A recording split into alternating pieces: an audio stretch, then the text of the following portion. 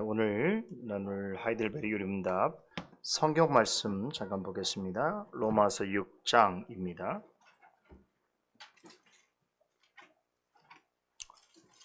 로마서 6장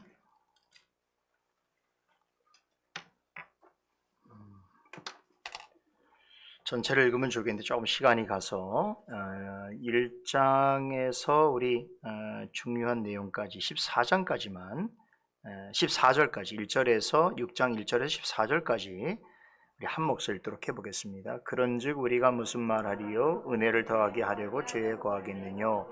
그럴 수 없느니라. 죄에 대하여 죽은 우리가 어찌 그 가운데 더 살리요? 무릇 그리스도 예수와 합하여 세례를 받은 우리는 그의 죽으심과 합하여 세례받은 줄을 알지 못하느뇨? 그러므로 우리가 그의 죽으심과 합하여 세례를 받음으로 그와 함께 장사되었나니 이는 아버지의 영광으로 말미암아 그리스도를 죽은 자 가운데서 살리신 것 같이 우리로 또한 새 생명 가운데서 행하게 하려 함이니라. 만일 우리가 그의 죽으심을 본받아 연합한 자가 되었으면 또한 그의 부활을 본받아 연합한 자가 되리라. 우리가 알거니와 우리 옛사람이 예수와 함께 십자가에 못 박힌 것은 죄의 몸이 멸하여 다시는 우리가 죄에게 종노릇 하지 아니하려 함이니 이는 죽은 자가 죄에서 벗어나 의롭다 하심을 얻었음이니라. 만일 우리가 그리스도와 함께 죽었으면 또한 그와 함께 살 줄을 믿나니 이는 그리스도께서 죽은 자 가운데서 사셨음에 다시 죽지 아니하시고 사망이 다시 그를 주장하지 못할 줄을 알미로다. 그의 죽으심은 죄에 대하여 단번에 죽으심이요 그의 살아심은 하나님에 대하여 살아심이니 이와 같이 너희도 너희 자신을 죄에 대하여는 죽은 자요 그리스도 예수 안에서 하나님을 대하여는 산 자로 여길지어다.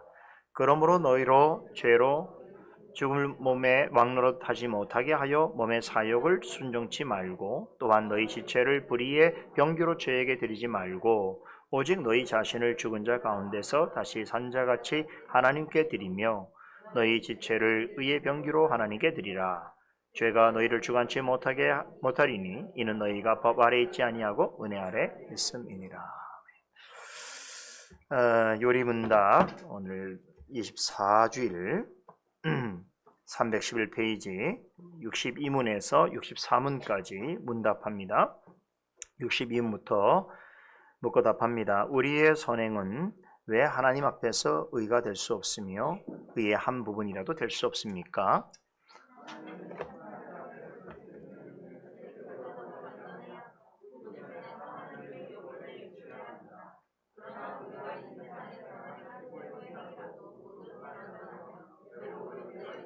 (63문) 하나님께서 우리의 선행에 대해 이 세상과 오는 세상에서 상 주시겠다고 약속하시는데 그래도 우리의 선행은 아무 공로가 없다고 할 수 있습니까? 63은 이러한 가르침으로 말미암아 사람들이 무관심하고 사악하게 되지 않겠습니까?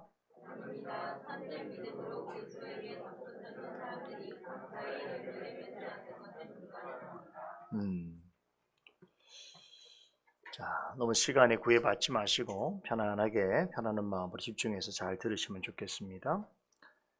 하이델베르 요리문답 이제 24번째 23번째죠. 23번째 주일하고 24번째 주일에서 언급하고 있는 주제가 무엇입니까? 이게 바로 이신칭의 칭의교리죠. 종교개혁자 루터는 이 교리를 어떻게 이해하느냐에 따라서 교회가 그 교리와 함께 서기도 하고 또 넘어지기도 하게 하는 신앙 조항이다, 이렇게 정의를 내렸습니다. 그러니까 우리가 칭의교리를 어떻게 이해하느냐에 따라서 교회가 바로 서기도 하고 또 무너지기도 한다, 이런 얘기죠. 그만큼 중요한 것이죠. 23주일에서 우리가 배운 내용은 이제 사도신경과 관련해서 사도신경의 고백을 하는 사람들이 그리스도 안에서 믿음으로 말미암아 의롭게 되는 유익을 얻게 된다라고 가르치지요. 근데 그것은 즉 하나님 옆에서 우리가 의롭게 되어지는 것은 사람의 공로나 행위가 아니고 어떤 그 가지고 있는 자신의 믿음 자체 때문이 아니라 순전히 그리스도의 만족케 하심과 의로우심과 거룩함 때문이다. 이렇게 고백을 하는 것이죠. 자, 그래서 23주일에서는 그리스도로 말미암는 칭의에 대해서 가르쳤다면 이제 24주일에서의 내용은 칭의 교리와 관련해서 또 다른 하나의 주제를 다루는데 그것이 바로 믿음과 행함에 관한 일입니다. 특별히 믿음과 선행에 관련해서 묻고 답하는데요. 자, 오직 믿음으로 의롭다함을 받는다라고 하는 칭의 교리가 언급될 때마다 항상 제기되는 물음들이 있다는 것이죠. 제가 지난주에도 설명을 드렸습니다. 지난 시간에도 설명을 드렸습니다만 24일 주일에 나오는 이 세 가지 문답을 보세요. 62문에서 64문답은 여기에는 우리가 믿음으로써 의롭다함을 받는다라고 하는 그 칭의에 대하여 말할 때에 역사적으로 이때는 이제 16세기까지니까 그 16세기 지나서 오늘까지도 똑같이 이런 질문들이 계속 제기되고 있는데 항상 사람들이 이런 생각을 한다는 거예요. 칭의 교리를 말하면 칭의 교리는 오직 믿음으로써 의롭다함을 얻는다. 믿음으로써 구원을 받는다라고 하는 그런 주장이니 그러면 거기에 사람의 행위는 무슨 의미가 있느냐? 그럼 사람의 선행은 무슨 가치가 있느냐? 다시 말해서 칭의 교리에 따지자면 구원을 이루는데 인간의 행위와 노력과 공로가 의미가 없다라고 그렇게 말한다면 굳이 사람이 의지적으로 어떤 선행을 할 이유가 있겠는가? 이해되세요? 믿음으로만 구원을 받으면 되지 꼭 거기에 행위라고 하는 것이 무슨 의미가 있겠느냐라고 하는 반문이 계속 나온다는 거예요. 그죠? 그래서 이제 세 가지 질문이 그것을 얘기를 해요. 첫 번째 질문 보세요.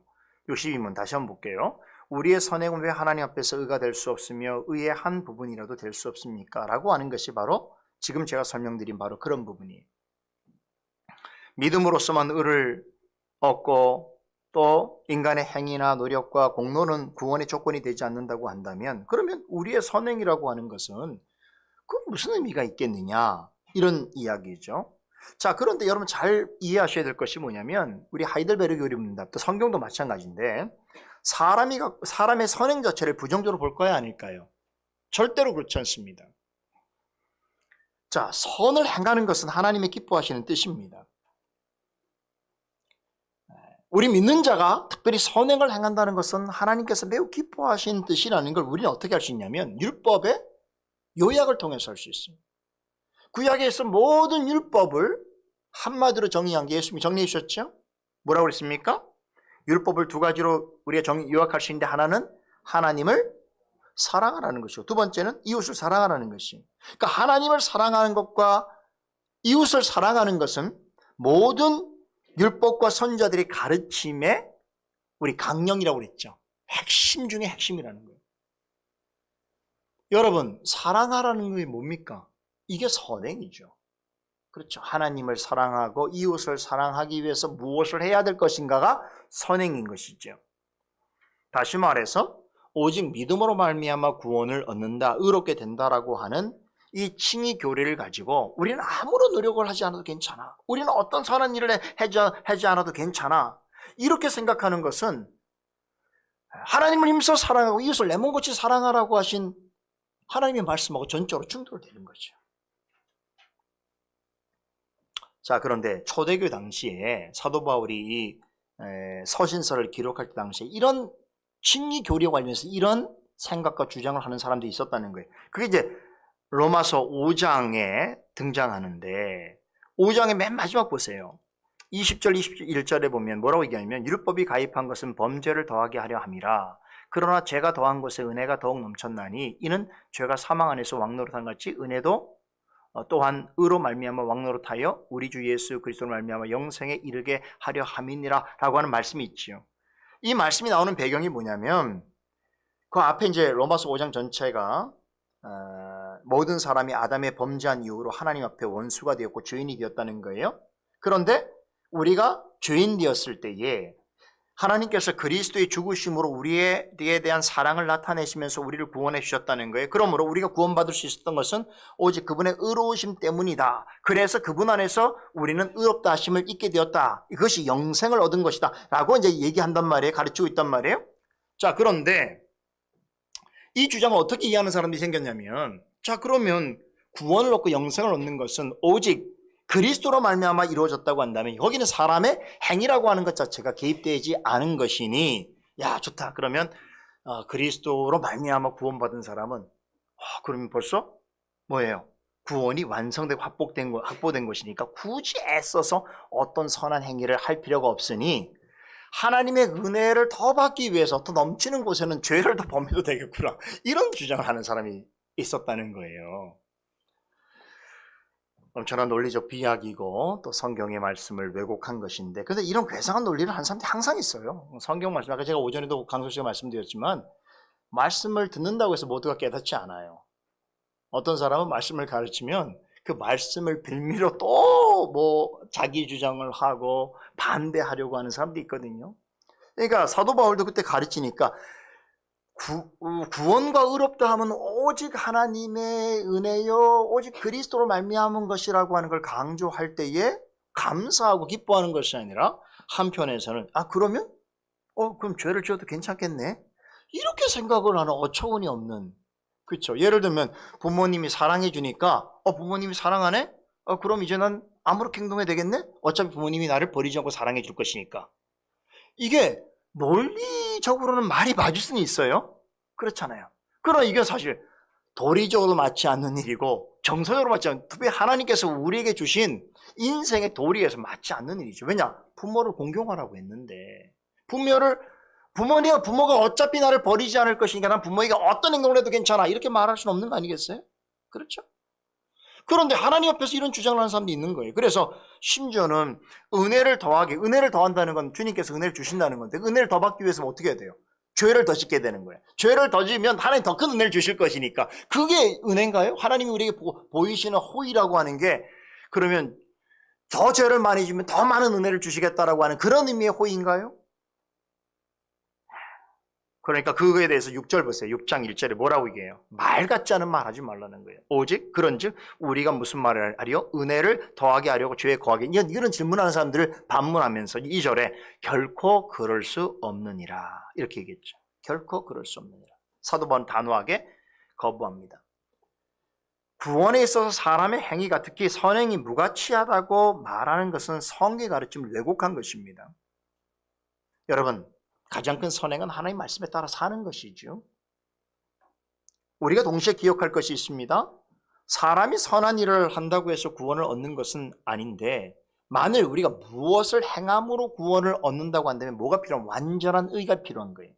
다시 말해서 모든 면에서 절대적으로 완전한 선행, 완전한 의를 행해야만 그 사람은 스스로 구원을 얻을 수 있는 것이. 그럼 우리 모두가 알고 있는 것처럼, 여러분, 우리는 어떤 존재입니까? 태어날 때부터 죄인이고 죄의 본성을 가지고 있고 우리가 평생 동안 살아가면서도 죄의 영향을 받고 살아가고 있고, 그래서 우리가 지난번에 살펴봤던 것처럼 이사야 선지자는 뭐라고 얘기했어요? 우리는 다 부정한 자 같으며 우리가 행하는 의라고 하는 것도 사실 하나님 앞에서는 더러운 옷과 같다, 이렇게 말을 했죠. 예레미야 선지자는 사람의 모든 행위의 원인되는 그 마음 자체를 뭐라고 했냐면 만물보다 거짓되고 부패해 있다라고 그렇게 묘사했다. 그러니까 우리가 사람이니까 서로 사람끼리는 뭐 칭찬하고 잘했다고 뭐 이렇게 상주고 하지만 그것이 하나님 앞에서 구원을 얻는 데 있어서의 어떤 조건이 될 수 없다는 거예요, 여러분. 그렇죠? 하이델베르그 교리문답 62문답 이 점을 지금 지적하는 거예요. 62문답 다시 보세요. 하나님의 심판대 앞에 설 수 있는 의라고 한다면 절대적으로 완전해야 돼요. 모든 면에서 하나님의 율법에 일치해야 돼. 근데 그럴 수 있냐는 거예요, 인간은. 그럴 수 없죠. 그렇죠. 그러나 우리가 이 세상에서 행한 최고의 행위라도 선이라도 모두 하나님 앞에서는 불완전한 것이고 죄로 오염되어 있다는 사실을 설명하지요.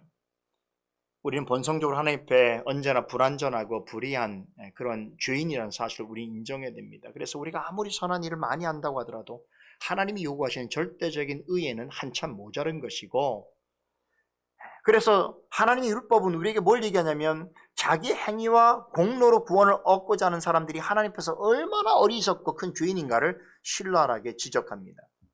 그래서 우리가 해야 될 일이 뭐냐? 나의 의를 버리는 거예요. 이게 중요한 거예요. 우리 예수님을 따르려고 할 때 제자 되는 첫 번째 조건이 뭡니까? 나를 부인하는 거예요. 나를 부인한다는 건 나로 인한 의가 없다는 걸 인정해야 된다는 거예요. 하나님 앞에서. 내가 구원을 얻을 만한 어떠한 의를 내 안에서 찾을 수 없다는 것을 우리는 받아들여야 돼. 나를 부인해야 되는 거죠. 그렇죠? 그러면 우리가 누굴 의지해야 됩니까? 우리 주 예수 그리스도를 의지해야 돼요. 그렇죠. 예수 그리스도를 의지하여 하나님 말씀에 따라 사는 게 뭡니까? 선행이지요. 그게 착한 일이지요. 그래서 예수님께서 산상수훈에도 뭐라고 그랬어요? 우리가 하는 착한 일 때문에 믿지 않는 자들이 하나님께 영광 돌린다고 그랬거든요. 이 얘기가 굉장히 중요한 얘기예요. 우리 그리스도인이 하나님 말씀에 따라 사는 것이 선행인데요. 그 선행함대로 살면 사람들이 생각하면 어떻게 된다는 거예요? 깜짝 놀라는 거예요. 와, 저렇게 수준 높고 격조 높고 차원이 다른 삶을 살 수 있다니. 저들이 믿는 하나님은 누구인가? 그래서 오히려 우리의 선행, 우리가 하나님 말씀을 따라 사는 그 선행 때문에 하나님께 영광 돌린다고 그렇게 말씀하셨단 말이에요. 근데 우리 기독교가 지금 한국 기독교가 그렇게 못하니까 지금 문제인 것이지요. 그렇잖아요. 오히려 비난을 받고 조롱을 받는 대상이 되는 거잖아요. 여러분, 우리 안에 있는 믿음 자체가 나를 구원하는 게 아닙니다. 그래서 성경에는 뭐라고 말합니까? 믿음은 하나님의 선물이라고 그랬죠. 그러니까 믿음으로 말미암아 구원받는 것이 내 안에서 난 것이면 공로가 나의 것이 되는 거예요. 원래부터 내 것이었으면 그거는 공로죠. 근데 원래부터 내 것이 아니고 주어진 선물이었고 그 믿음을 통하여 그리스도를 알고 그리스도를 믿고 그리스도를 고백하게 되었으니 그래서 믿음으로 말미암아 구원을 얻는다는 것이죠. 그런데 그 믿음은 나에게서 난 것이 아니기 때문에 나의 공로로 나의 자랑으로 삼을 수 있는 것이 아니라는 것이죠. 고로 내가 믿음으로 의롭다 된다고 하더라도 그것이 나의 것으로 의롭게 되어지는 것이 결코 아니다. 그렇죠? 왜냐? 정말 나의 것으로 의롭게 되려고 하면 우리는 율법을 완벽하게 지킬 수 있어야 돼요. 절대적인 의를 행. 그래서 여러분, 예수님이 모든 율법을 어떻게 했습니까? 성취하셨죠. 그럴 수 있었던 이유가 뭡니까? 죄인이 아니셔서 그래요. 죄가 없으셨기 때문에 완전한 의를 행할 수 있었던 것이. 예수 그리스도와 같으면 우리는 그럴 수 있는 거죠. 하나님 앞에서 자신의 행위로 그렇죠. 구원 얻을 수 있죠. 그런데 우리는 그렇지 못하다는 걸 성경에서 말씀하고 있잖아요. 자, 이것이 오직 믿음으로 의롭게 된다는 의미이죠. 제가 지난번 설명 때 해설 시간에 말씀을 드렸습니다만 시간도 지났고 또 오늘 둘째, 셋째 부분과 우리 연관해서 또 생각해 볼 부분이 있어서 다시 한번 핵심적인 사항만 간추려 말씀드렸는데 새롭게 들리는 것 같죠? 늘 잊혀지는 걸 감사합시다. 잊혀지는 것이 있어야 또 새 것을 담게 되니까, 그죠? 자, 돌아가면서 자기의 머리를, 자기의 또 그 지식의 한계를 탓하지 마시고, 또 하나님이 또 잊어버릴 것 같으니까 또 은혜를 주셔서 날 정리하게 하셨네. 제가 지금 이제 조금 다른 얘기입니다만, 목회하면서 제가 잠깐 착각한 것이 있어요. 뭐가 있냐면, 가르치면 다 여러분이 안다고 생각을 했어요. 이렇게 다 전하면 여러분이 다 알고 있기 때문에 다시 그것을 할 필요가 없다고 생각해서 새로운 걸 쳤는데 알고 보니까 신방을 하고 만나서 얘기를 해보고 삶을 보고 막 그러면 하나도 안 배운 사람 같아. 전혀 그런 걸 안 들어본 사람 같은 경우도 있습니다. 모두 그런 건 아니지만. 그래서 하나님께서 그렇게 하시는구나. 우리에게 늘 확인해 주시는구나 그렇습니다. 자, 여하튼 우리 첫 번째 입장으로 자, 우리 두 번째, 세 번째 보겠습니다. 그럼 다음으로 칭의교리와 관련해서 늘 제기되는 질문이 있습니다. 이게 둘째 질문인데 63문 보세요.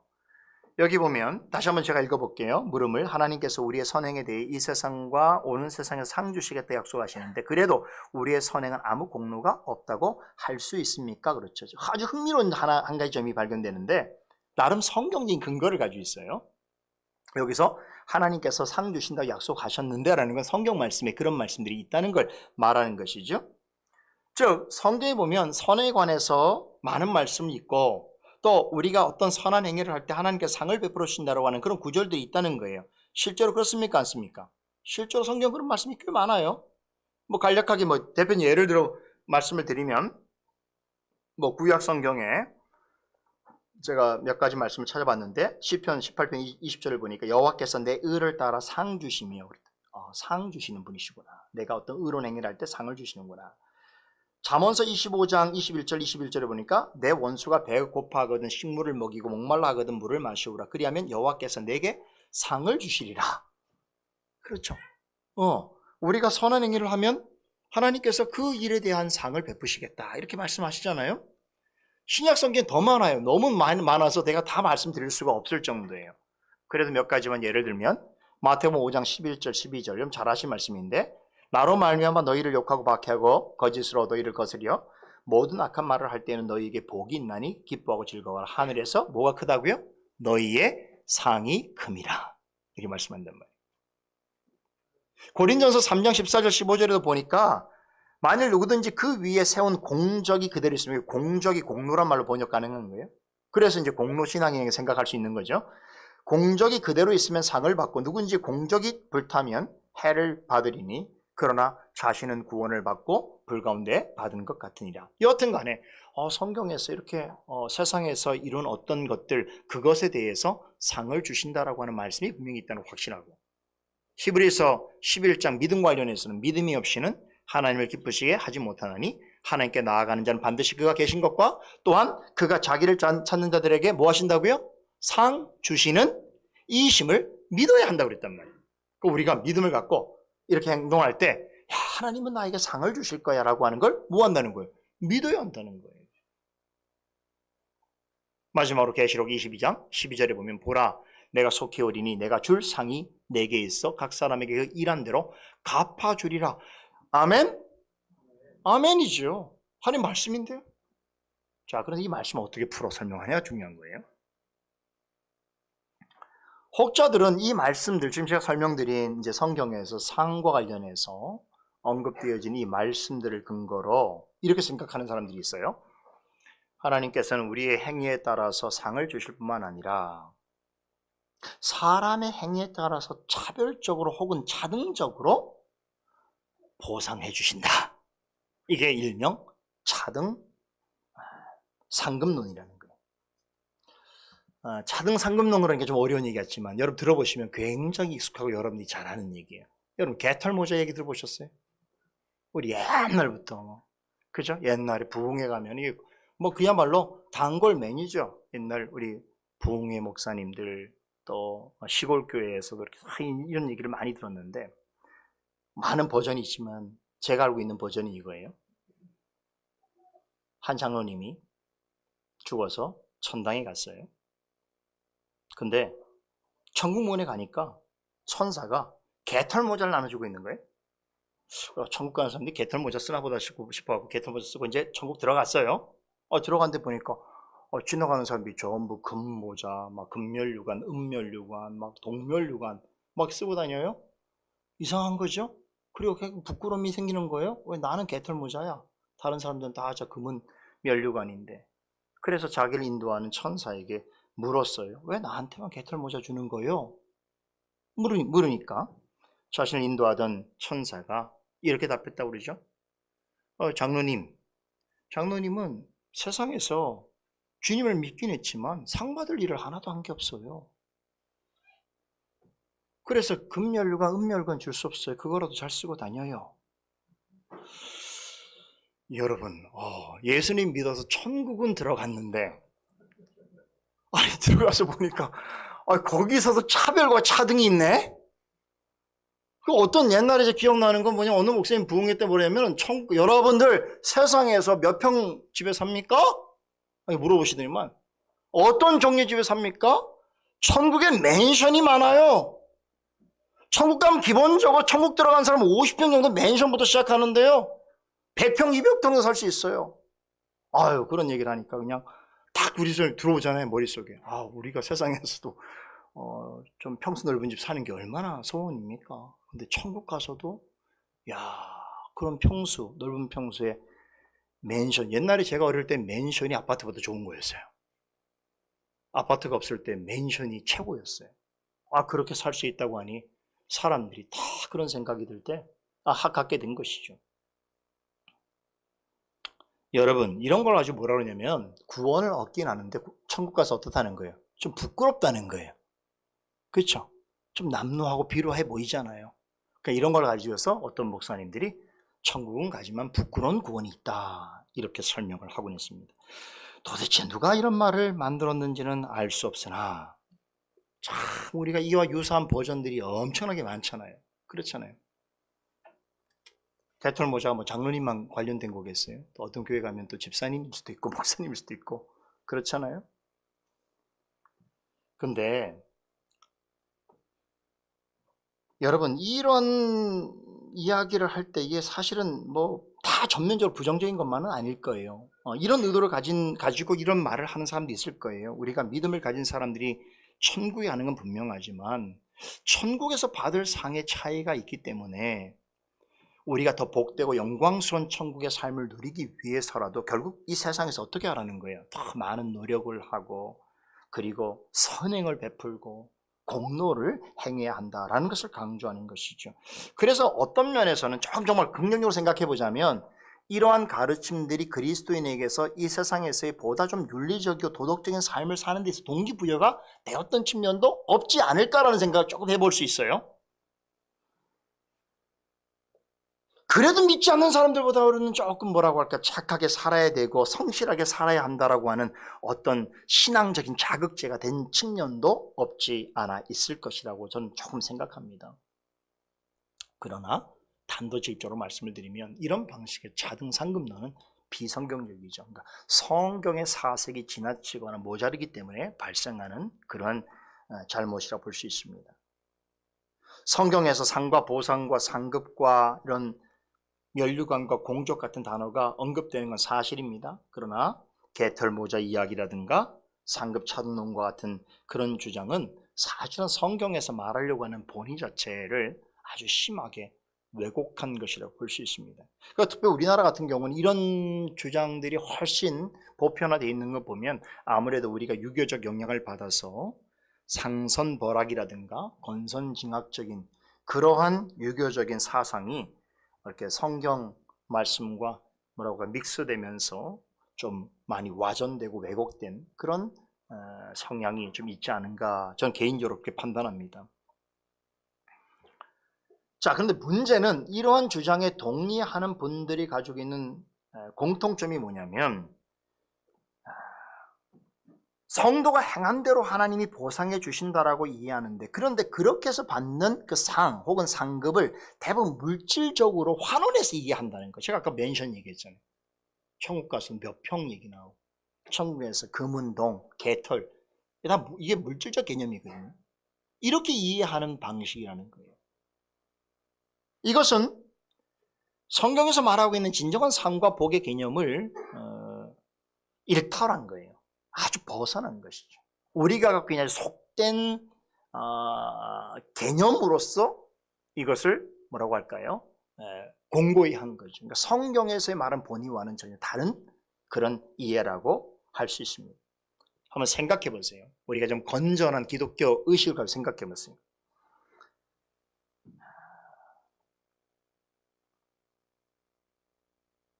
만일에 이 주장대로 우리가 이 땅에서 행한 대로 천국에서 받는 상급이 다르다, 그래서 우리의 이 땅에서 행위가 천국에서의 공로가 되어진다라고 생각한다면 그 말은 곧 천국에서도 다른 사람과의 차별과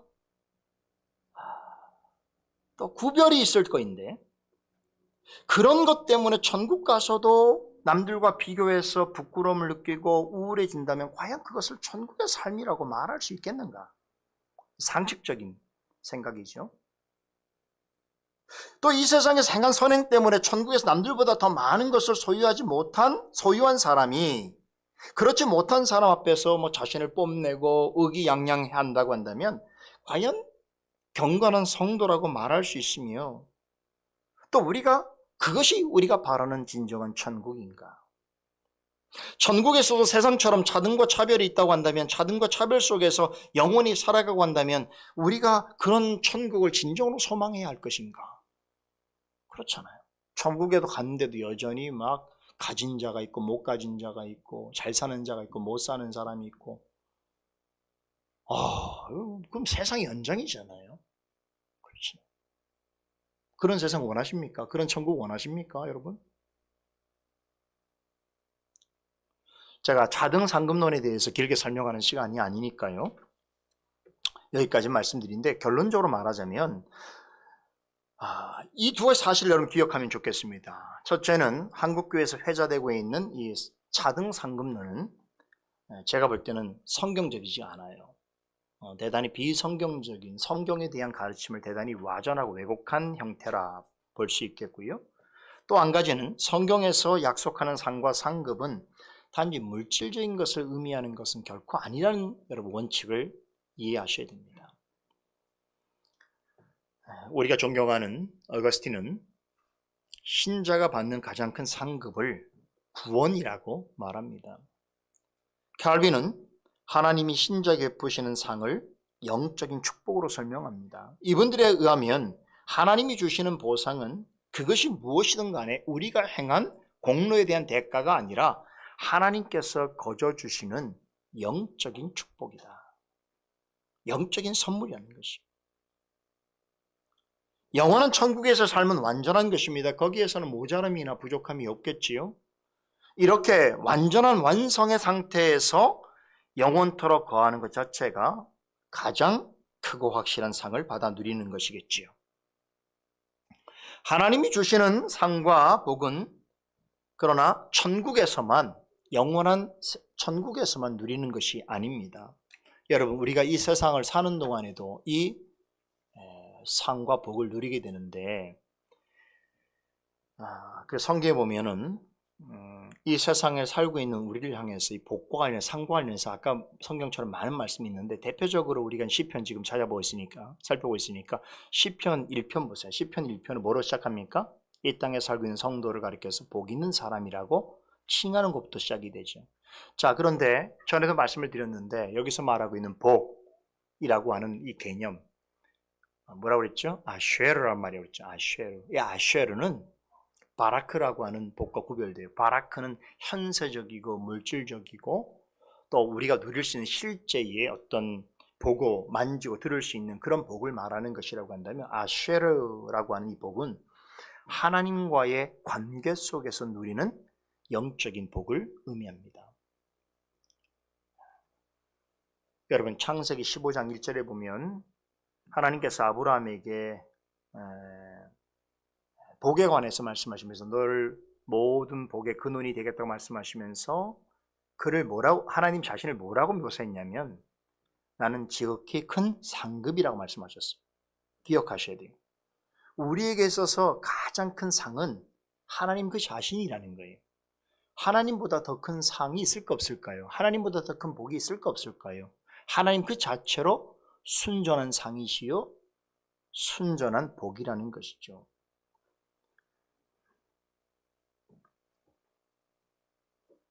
여러분, 진정한 아브라함의 자손이 배운 사실이 이겁니다. 그렇죠.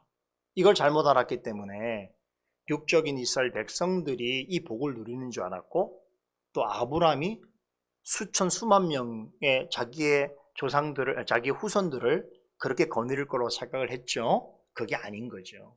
여기서 말하고 있는 복이라고 하는 것은 하나님의 관계 속에서 하나님 자신을 우리에게 선물로 주신 그러한 자들, 그 자체가 그들의 삶과 신앙 자체가 복이다 라고 말씀하시는 것입니다.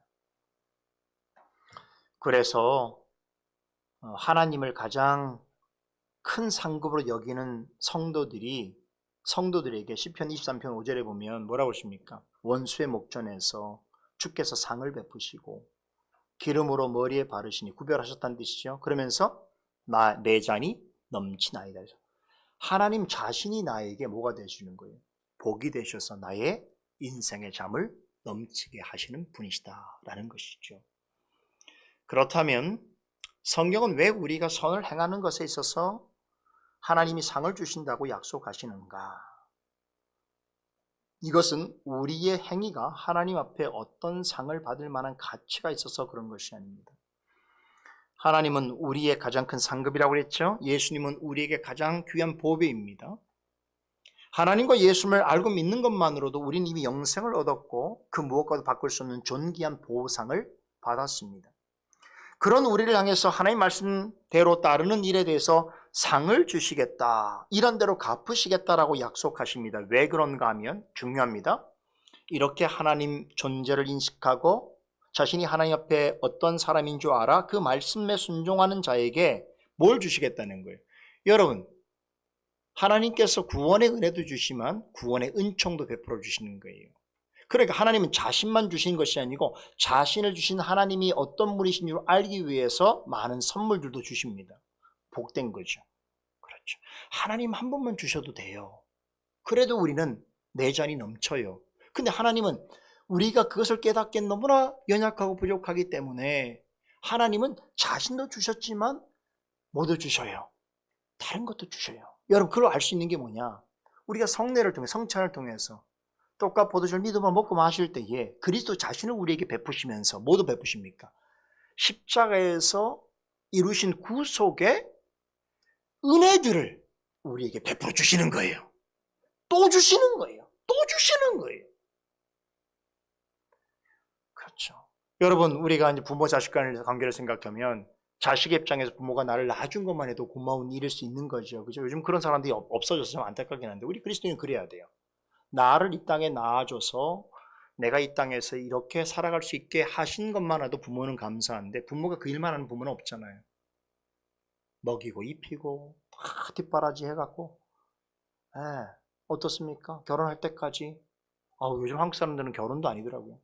또 나이가 들어서 또 애를 낳으면 또 부모님들이 또 애도 키워주고 뭐 그렇게 또 해가고 또 나중에 보면 우리 한국 부모님 같은 분들이 없는 것 같아요. 외국의 사람들 보면 다 이게 정확해요. 칼 자르듯이.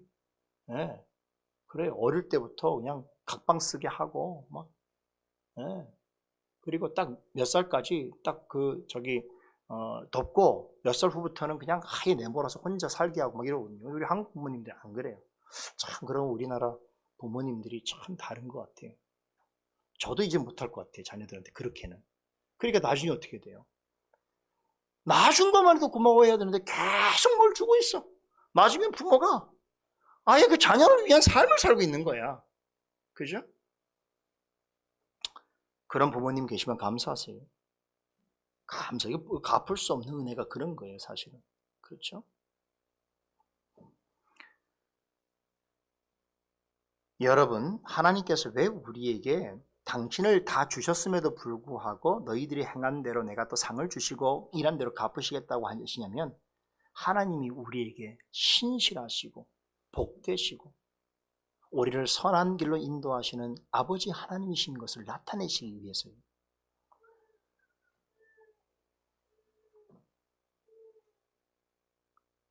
여러분, 하나님께로 주어지는 모든 상은 은혜로 주시는 것입니다. 이 선물이 값지고 고귀하다는 것을 아는 성도는 그래서 이것을 더 많이 받아 누리는 삶이 복된 것을 알기 때문에 성령과 말씀에 의지해서 하나님 뜻을 따라 살아가려고 하는 것이고 그런 살아가려는 애씀 속에서 뭐가 나타나요?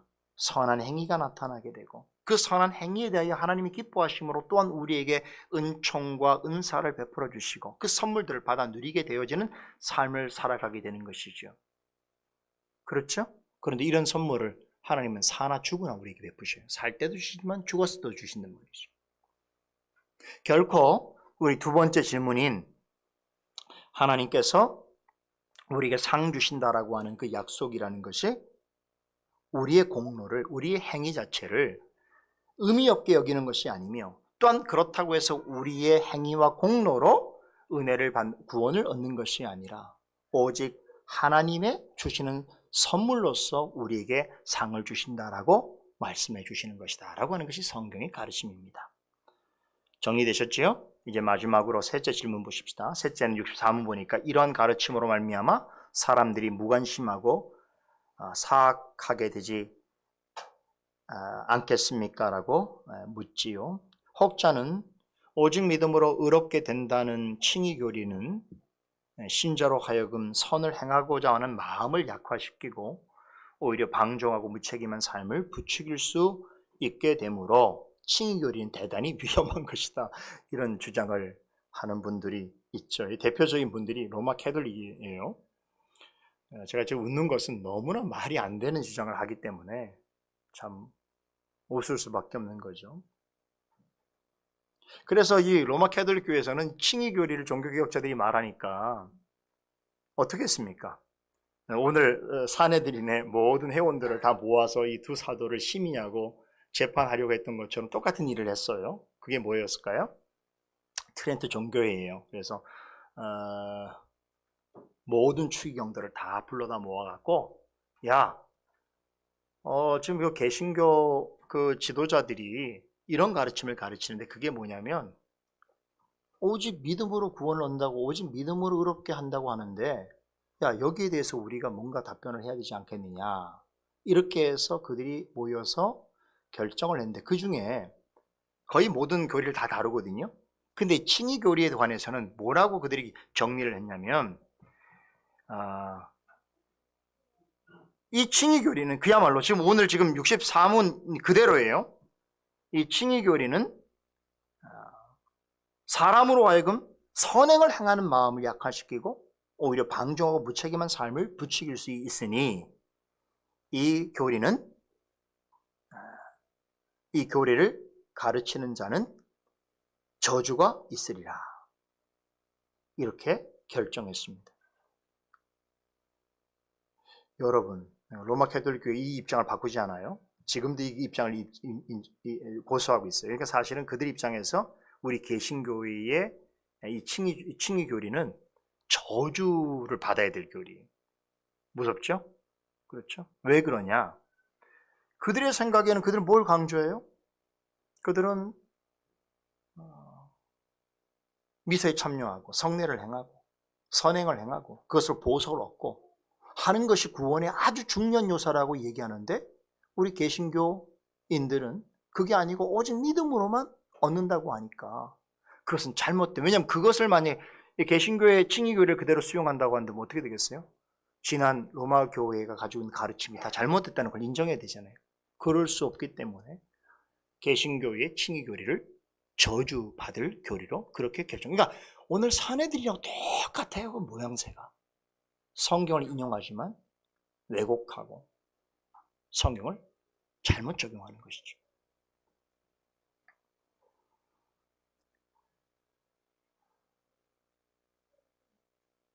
예수님에 의해서 의롭게 된 결과 이미 구원을 얻었다고 한다면 굳이 수고롭게 선을 행하고 착한 행위를 할 생각을 할 필요가 없겠느냐라고 하는 것은 성경적인 칭의 교리에 대한 대단한 심각한 오해인 것이죠.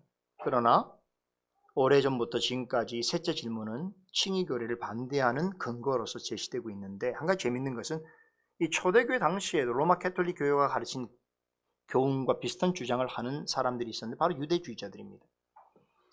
제가 아까 칭의 교리와 관련해서 로마서 5장 6장 내용을 잠깐 설명드렸는데, 바울 사도가 죄인은 오직 그리스도로 말미암아 의롭게 되는 은혜의 복음을 가르치게 되니까 유대인들이 만약 그것이 사실이라면 은혜를 더 받으려면 더 많은 죄에 거해야 한다는 말이냐라고 비아냥거리는 거죠.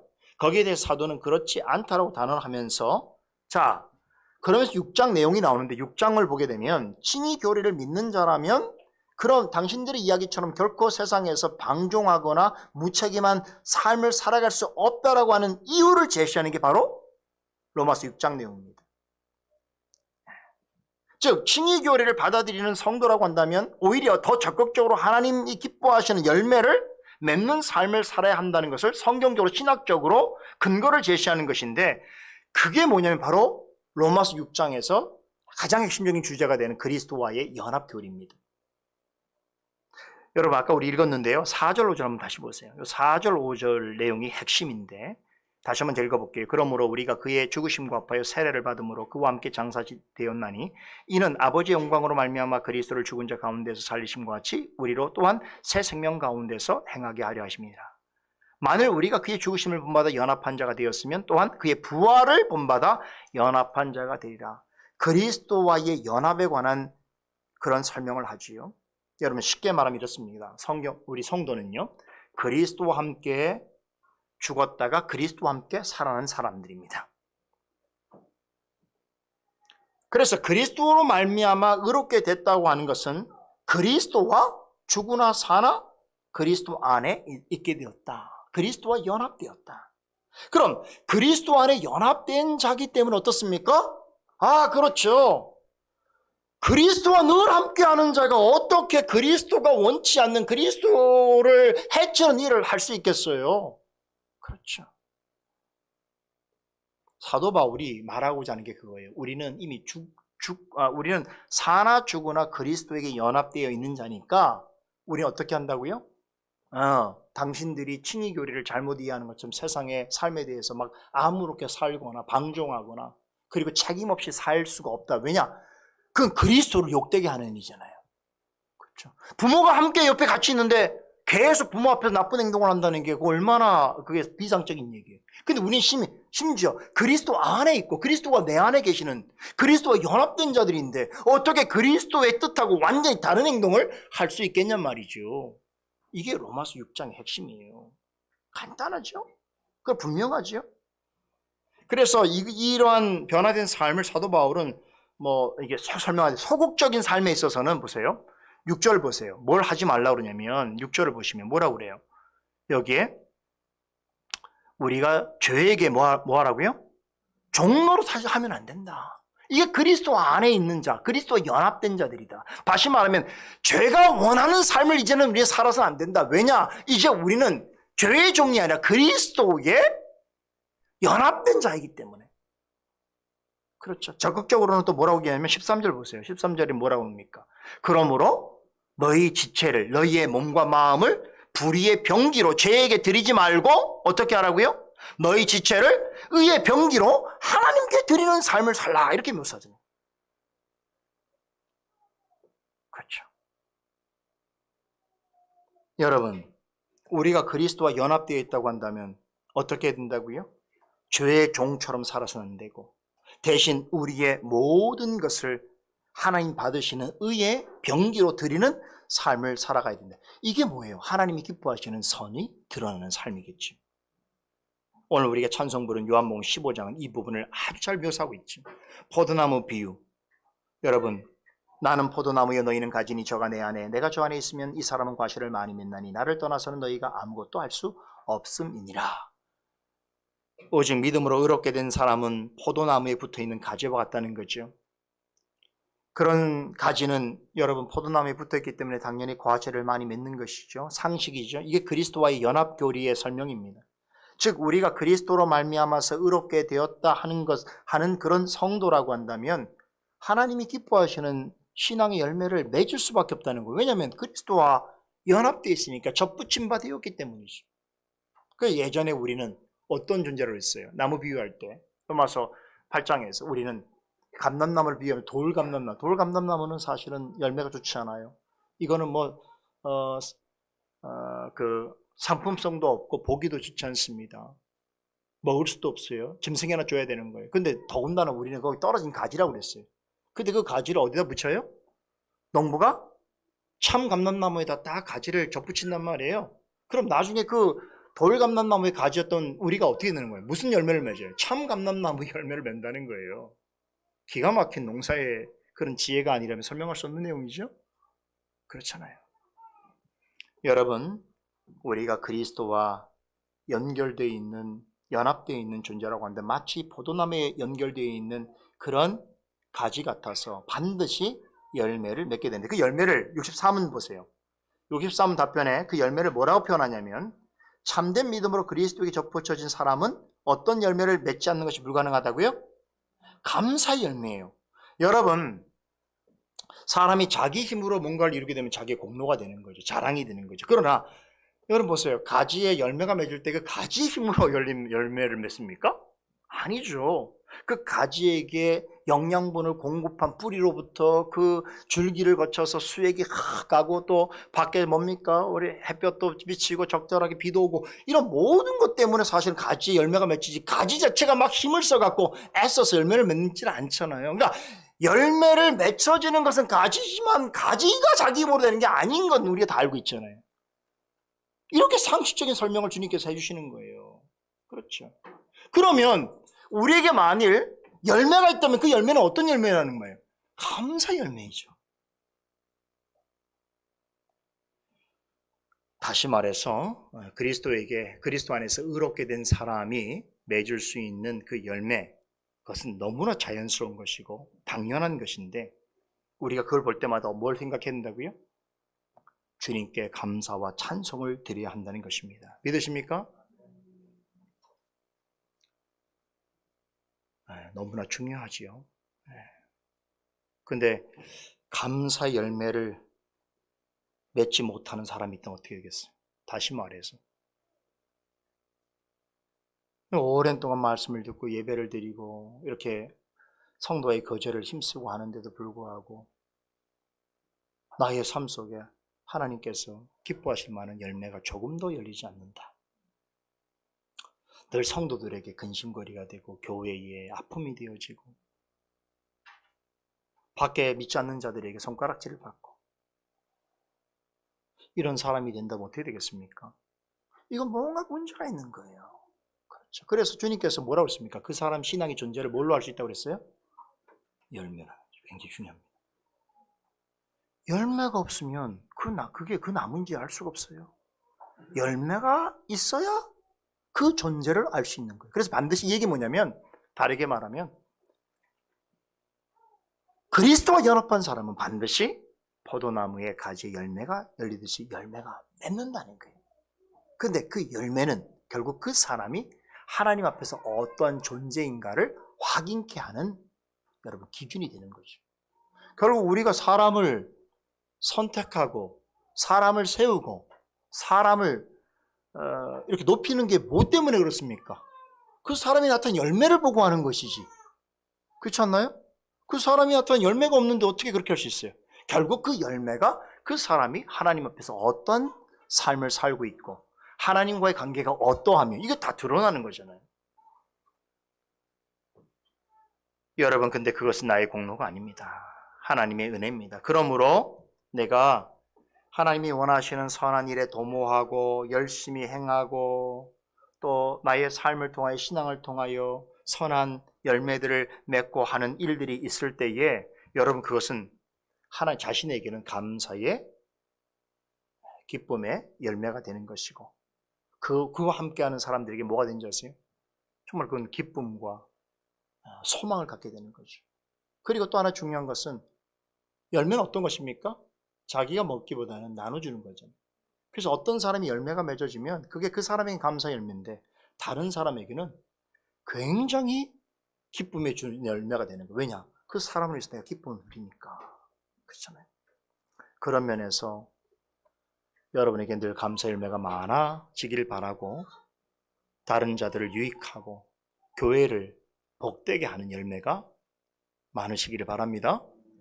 그것은 당위적인 것입니다. 못하면 그것은 문제인 것이고 되어지는 것은 당연한 것이 그러한 당연하고 또한 하나님 기뻐하시는 삶을 사는 우리 모두가 되기를 간절히 바랍니다. 기도하겠습니다. 하나님 은혜를 감사합니다. 오늘도 하이델베르 요리문답을 통해서 믿음과 행위의 관계를 잘 정리할 수 있도록 도와주시고 또한 우리가 하나님 앞에서 의롭게 된 자로서 또 그리스도와 연합된 성도로서 마땅히 하나님 기뻐하시는 선행을 행하며 그것을 통하여 또 내 자신만 아니라 함께하는 성도들과 또 교회에 유익과 덕을 끼치며 나아가서 하나님께 영광을 돌리는 감사의 열매로서 드러낼 수 있도록 하시는 그런 모든 것들이 하나님의 은혜인 줄 압니다. 하나님의 은혜가 너무나 크고 값진 줄 아는데 우리의 열매가 부족한 것에 대해서는 늘 하나님 앞에 송구하고 또한 용서를 구하온데 그럼에도 불구하고 늘 우리에게 은혜 베푸시기를 주저하지 않으시는 하나님께서 우리와 함께 하시는 줄 알고 우리의 전생을 통하여 하나님 기뻐하시는 풍성한 열매를 맺어가는 저희 모두가 되게 하여 주시옵소서. 이렇게 함께 신앙생활을 하고 교회 지체로서 지내는 동안 우리의 육신의 나이만 먹는 것이 아니라 참으로 하나님 앞에서의 신앙의 인격의 또 모습도 더 깊어가고 또 그를 통해서 하나님 영광 돌릴 수 있는 그러한 삶이 될 수 있도록 우리 모두를 지켜주시고 또한 그런 성도들이 함께하는 교회 되게 하여 주시옵소서. 이번 한 주도 우리의 모든 삶과 시간 속에 함께해 주시고 특별히 우리 어린 자녀들, 청소년들 또 여러 가지 것들을 준비하고 애쓰는 성도들 모두를 기억하셔서 복되고 감사한 날이 넘치게 하여 주시옵소서. 예수 그리스도 이름으로 기도드리옵나이다. 아멘.